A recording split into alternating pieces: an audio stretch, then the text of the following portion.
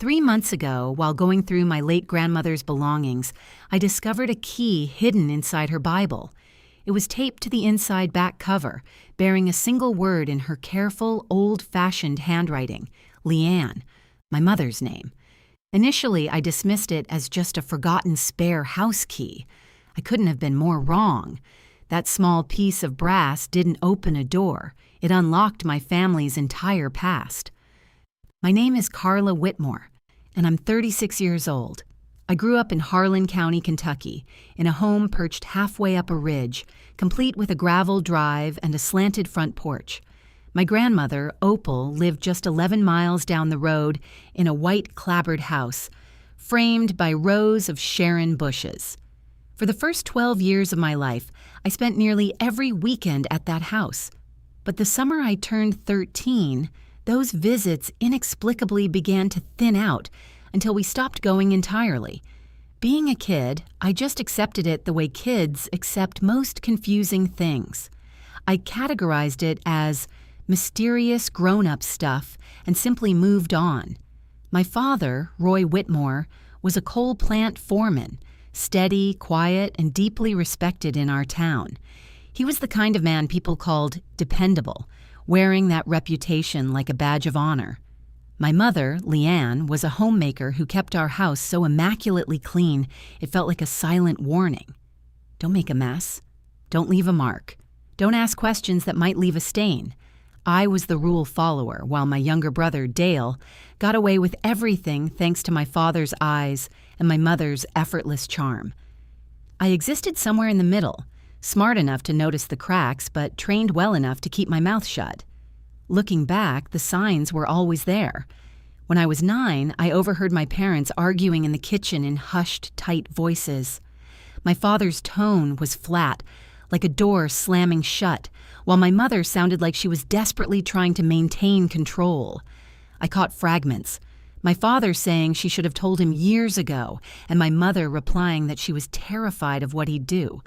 The very next morning, everything was chillingly normal. Scrambled eggs, the radio humming, the argument completely erased. 2 years later, Opal showed up unannounced, which she absolutely never did. She marched straight past my mother and into the back room to confront my father, closing the door behind her. My mother immediately blasted the living room TV and ordered me to play outside. Instead, I sat on the porch, listening to the muffled shapes of their voices, Opal's firm and low, my father's defensively cutting in.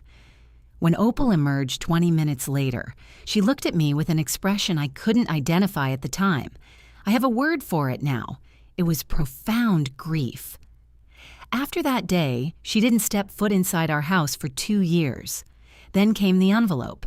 At 14, while hunting for a pen in my parents' bedroom, I opened the wrong nightstand drawer. Inside lay an unsealed business envelope from a law office in Pikeville. I pulled the letter out just enough to read the first line. Regarding the matter of paternity and support, as previously discussed. I quickly shoved it back, shut the drawer, and locked that memory away in a dark corner of my mind for 22 years. Opal passed away in February at 79, quietly in her sleep, just as she would have wanted.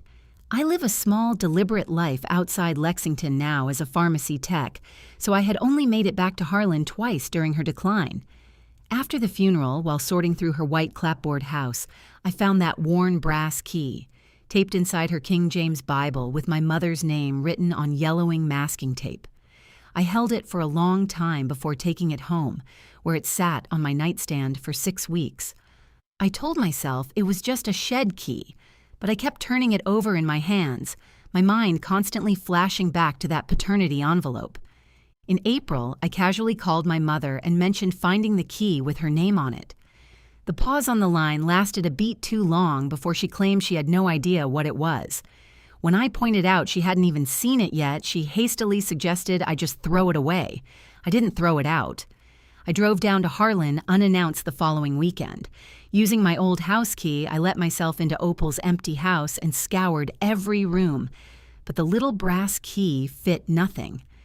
Finally, I went out to the backyard shed. In the dusty corner sat a rusted green metal cabinet I'd never paid attention to. The key turned on the first try. Inside was a shoebox, and inside that, a manila envelope filled with 31 years of meticulously kept documents. Sitting on the floor of that shed, I read for 2 hours and finally learned the truth. At 20 years old, before marrying my father, my mother had a son. She gave him up through a private arrangement brokered by a local attorney. The biological father was not Roy Whitmore. The baby was placed with a family in Corbin, and Opal had secretly kept copies of everything: the original paperwork, letters, and a heartbreaking photo of my young, exhausted mother in a hospital bed, holding a baby wrapped in a white blanket. At the very bottom lay a piece of Opal's stationery from just 2 years ago. It read, James Allen Cutter, born March 14, 1990, Corbin, Kentucky. I found him. He is well. Driving home, I didn't cry.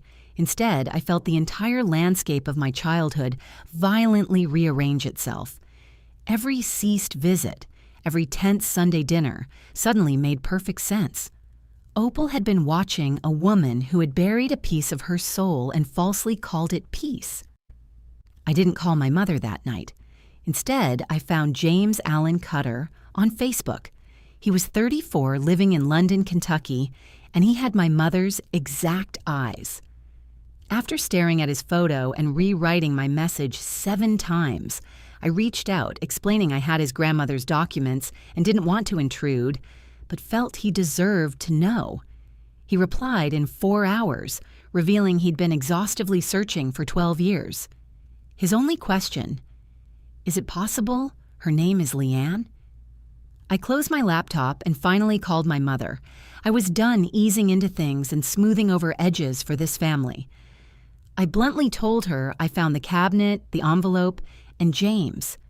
The silence on the line was deafening. She tried to scold me for going through Opal's things, but I cut through it and told her he had been looking for her for 12 years. When she finally asked if my father knew I found it, I asked the real question. Does Dad know you had a baby before you married him? Quietly, she replied, yes, he's always known. That revelation hit me harder than the documents. My steady, dependable father had been entirely complicit in burying the truth. He had watched Opal get pushed to the fringes of our lives simply because she refused to pretend a human being didn't exist, and he had let it happen. We didn't speak for 3 weeks. Instead, I spoke to James.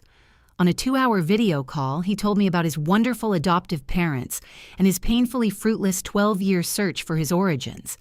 When he asked about Opal, I told him she believed the truth deserved a witness, even when no one else was willing to be one. He wished he could have met her. I assured him that by finding him, she proved he mattered. Eventually, my mother reached out. She didn't offer a tearful speech or dramatic apologies. She simply asked how to reach him, if he was willing. James agreed. While their conversation was strictly theirs, James later told me it was quiet and real. He said he didn't feel like he'd gotten something back exactly, but rather that he'd finally been handed a piece of himself that had always belonged to him. Opal never got to see this reunion, but she knew it would happen. That's why she left the thread for me to follow. My father and I are still awkwardly circling our hard conversation, but he recently admitted that Opal was a good woman who was right, even when her truth was hard for everyone to swallow. Last month, I visited Opal's grave in Harlan.